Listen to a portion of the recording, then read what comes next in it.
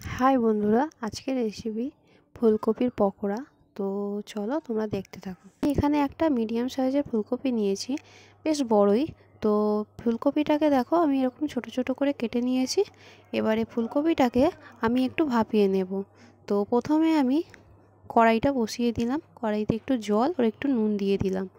তো এবার ফুলকপিগুলোকে আমি ধুয়ে নিয়ে ফুলকপিগুলোকে কড়াই দিয়ে দিলাম। ফুলকপিগুলো খুব বেশি আমি ভাপাবো না, একটু অল্প পরিমাণে ভাপিয়ে নেব। তো তোমরা স্কিপ না করে পুরো ভিডিওটা দেখতে থাকো। এবারে আমি একটু ঢাকা দিয়ে দেবো।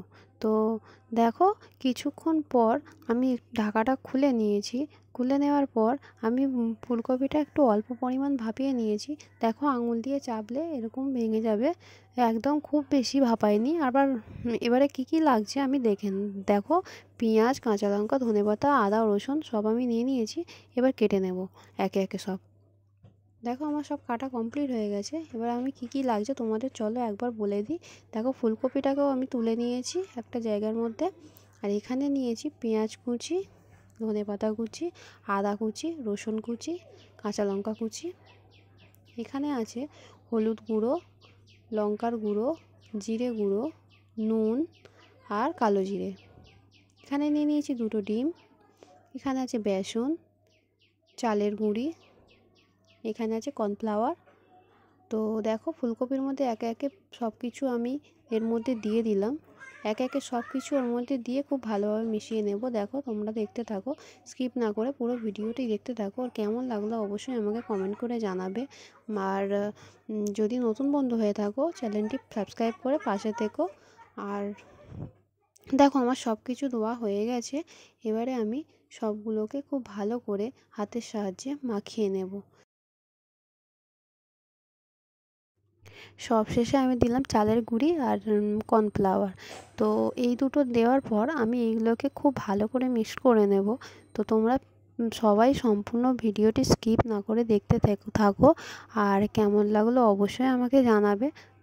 তো চলো দেখো আমার সব কিছু ভালো করে মিক্স করা হয়ে গেছে।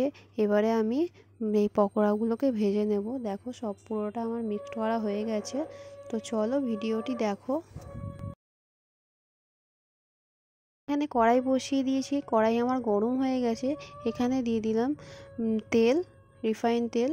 তো তেলটা গরম হয়ে গেলে আমি পকোড়াগুলোকে ভেজে নেব। দেখো আমি হাতের সাহায্যে ছোট ছোট করে পকোড়ার মতো করে কড়ার মধ্যে দিয়ে দিলাম একে একে।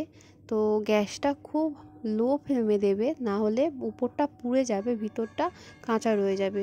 তো একটু বেশি টাইম লাগে, কিন্তু খেতে খুব ভালো হয়। তোমরা যারা বানিয়েছো তারা তো জানো, আর যারা বানাওনি তারা অবশ্যই বাড়িতে ট্রাই করো, তোমাদেরও খুব ভালো লাগবে। তো দেখো আমি আস্তে একে একে কিছুটা দিয়ে দিয়েছি, প্রায় 10টার মতো আমি দিয়েছি। দিয়ে এবার আলতোভাবে আস্তে আস্তে নাড়িয়ে নেব। নাড়িয়ে নাড়িয়ে একদম গ্যাসের ফ্লেমটা লোতে রেখে আমি বেশ কিছুক্ষণ ধরে এগুলোকে নাড়াচাড়া করে ভেজে নেব, একটু লাল লাল করে।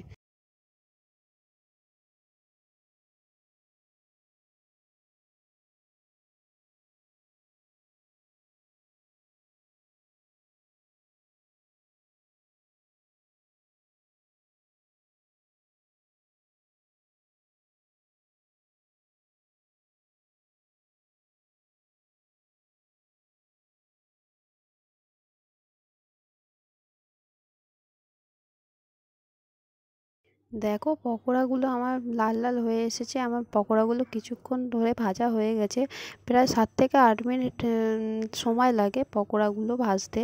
তো দেখো আমার পকোড়াগুলো প্রায় ভাজা কমপ্লিট। এবারে আমি এই পকোড়াগুলোকে তুলে নেব।